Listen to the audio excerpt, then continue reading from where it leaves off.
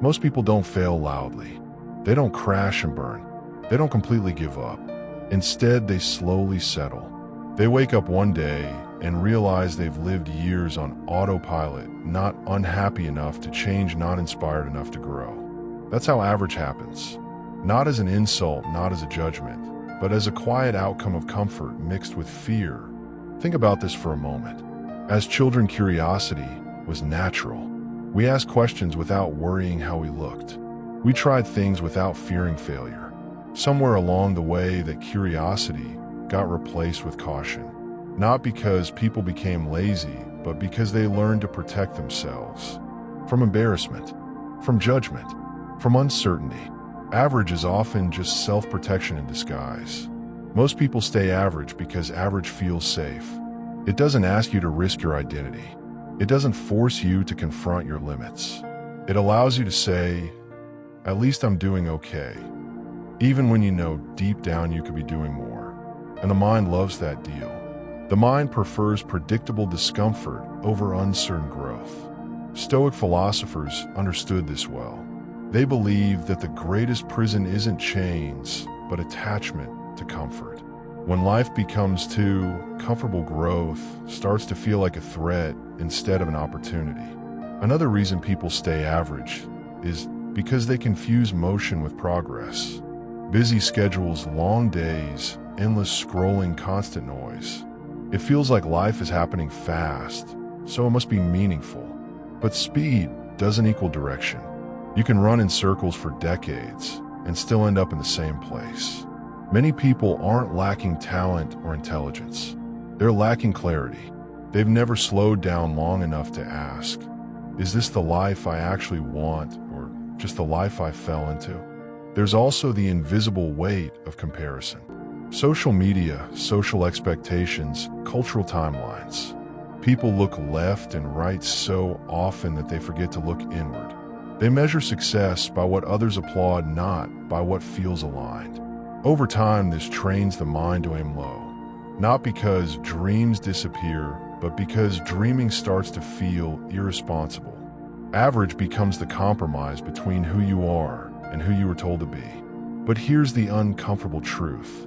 Staying average is rarely a conscious decision. It's a series of small choices. Choosing comfort over challenge. Choosing distraction over reflection. Choosing tomorrow over today. Each choice seems harmless. Together, they build a life that feels quietly unfinished. Marcus Aurelius once warned that we should not waste time arguing about what a good person should be, but actually be one. The same applies to potential. You don't think your way into growth. You live your way into it. Yet this isn't a message of guilt. It's a message of awareness. Because the moment you see the pattern, you gain power over it. Average isn't permanent. It's a position, not a destiny. And awareness is the first step out. If this idea resonates, pause for a second and reflect. Where in your life have you chosen safety over growth? Where have you been waiting for permission instead of acting? Hold that question gently. No judgment, just curiosity. Because curiosity is where change begins. Once you see why most people stay average, the next question becomes more personal. What would it actually take to step beyond it? Not into perfection, not into constant hustle, but into a life that feels deliberate, alive, and honest. The answer isn't intensity, it's intention. Most people assume extraordinary lives are built through massive confidence or rare talent. In reality, they're built through small acts of courage repeated consistently. Courage doesn't always look dramatic. Sometimes it looks like saying no when it's easier to say yes. Sometimes it looks like starting before you feel ready. Sometimes it's simply sitting alone with your thoughts instead of numbing them. The Stoics believe that we suffer more in imagination than in reality. Fear keeps people average not because it's powerful, but because it's unexamined. There's also a playful side to growth that often gets ignored. People think self-improvement has to be serious, heavy, and exhausting. But curiosity can be light. Experimentation can be fun.